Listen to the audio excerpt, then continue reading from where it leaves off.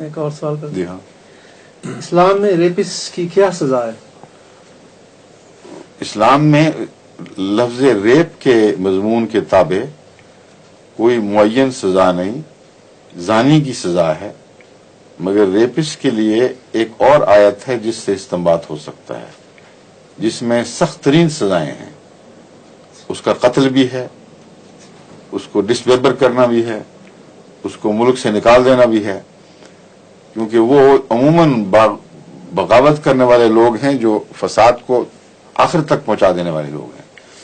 ان کا ذکر کر کے کسی ایک کی تعریف نہیں کی گئی، بلکہ عمومی حکومت کے لیے رستہ کھول دیا ہے.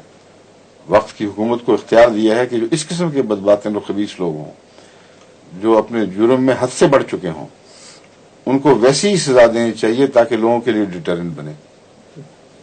اس لیے ریپسٹ کی سزا ان حالات کے اوپر ہوگی. بعض ریپسٹ محض ایک ریپسٹ ہوتے ہیں زانی کی قسم کے، بعض ہیں جن کے اندر نہایت وحشیانہ مظالم کی جذبہ پایا جاتا ہے. وہ قتل بھی کرتے ہیں، میم بھی کر جاتے ہیں، چھوٹے بچوں کو اپنے ظلم کا نشانہ بناتے ہیں، پھر قتل کر دیتے ہیں.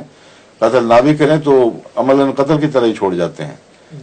تو ایسے ریپسٹ کی وہ سزا تو نہیں ہو سکتی جیسے ایک چور کی 10 سال کے لیے قید کر دو اس کو. نہایت ہی لغو بات ہے، اس میں کوئی انصاف ہی نہیں ہے. ظہور مہدی آخر زمان